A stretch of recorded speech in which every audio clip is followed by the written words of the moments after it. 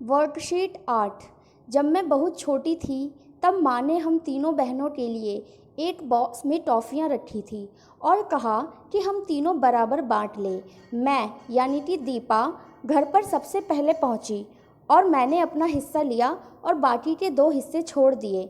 मेरी बड़ी बहन सिया घर पहुँची। उसने सोचा कि वह सबसे पहले घर पहुँची है।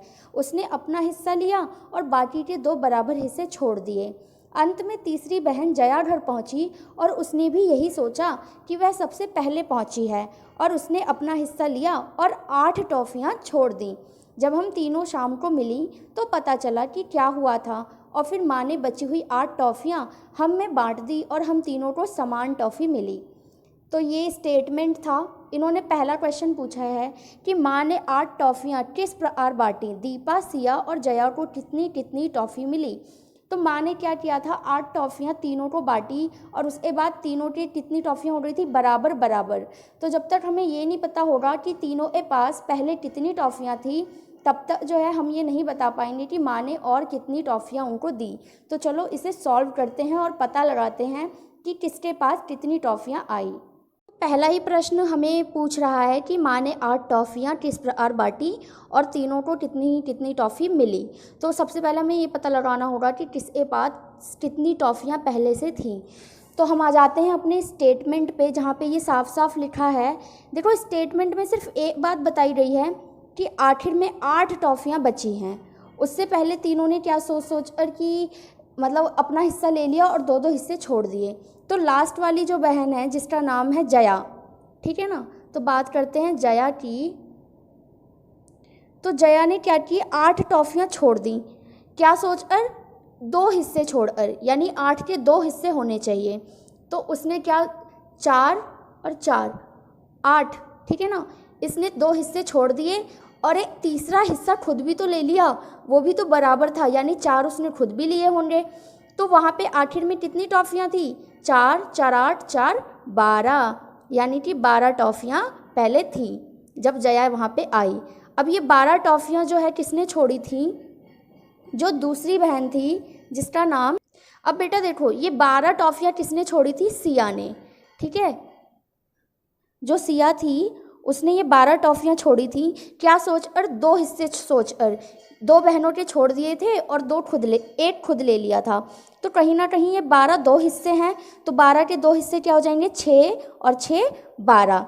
लेकिन एक तीसरा हिस्सा उसने खुद भी ले लिया था, यानी कि टोटल वहाँ पे कितनी टॉफ़ियाँ थी, 6 6 12 और 6 18, यानी 18 टॉफ़ियाँ जो है वहाँ पे पहले से थी जब सिया आई थी, सॉरी, ठीक है ना।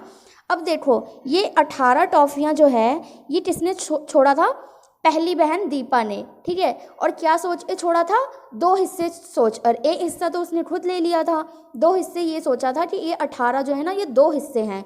तो ये कहीं ना कहीं 2 हिस्से इसे लगाओ तो कितने हो जाएंगे, 18 के 9 और 9 18 हो गए। और एक हिस्सा उसने खुद ले लिया था, यानी 9 उसने खुद भी लिए होंगे, बराबर बराबर लिया है ना। तो टोटल कितनी टॉफ़ियाँ हो गई, 9 18 और 9, टोटल कितनी टॉफ़ियाँ हो गई, 9 18 और 9 27।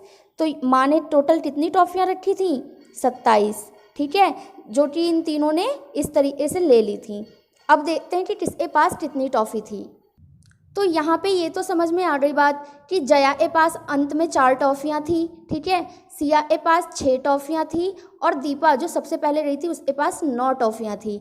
अब बची कितनी टॉफ़ियाँ हैं हमारे पास, 8। और माँ ने क्या किया है, इन्हें बांटकर तीनों के पास बराबर बराबर कर दी हैं।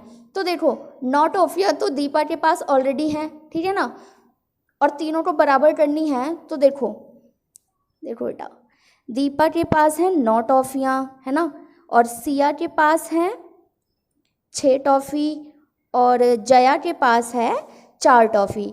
और हमारे पास है कितनी टॉफ़ियाँ, 8। माँ को बांटनी है बराबर करने के लिए।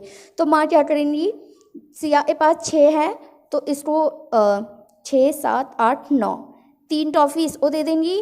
और जया के पास कितनी है, 4, तो 5 टॉफ़ी इसको दे देंगी। तो सिया के पास भी 9 हो जाएंगी और जया के पास भी 9 हो जाएंगी। और दीपा के पास तो पहले से ही 9 है, तो फिर तीनों के पास 9 टॉफ़ियाँ बराबर बराबर हो गई। तो माँ ने, क्वेश्चन यही था ना हमारा कि माँ ने 8 टॉफ़ियाँ किस प्रकार बांटी हैं।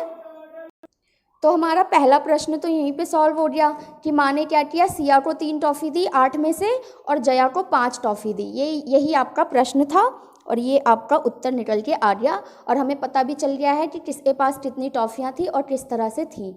चलो, हमारा जो स्टेटमेंट था वो सारा पहले ही क्वेश्चन में हमने सब कुछ सॉल्व कर लिया।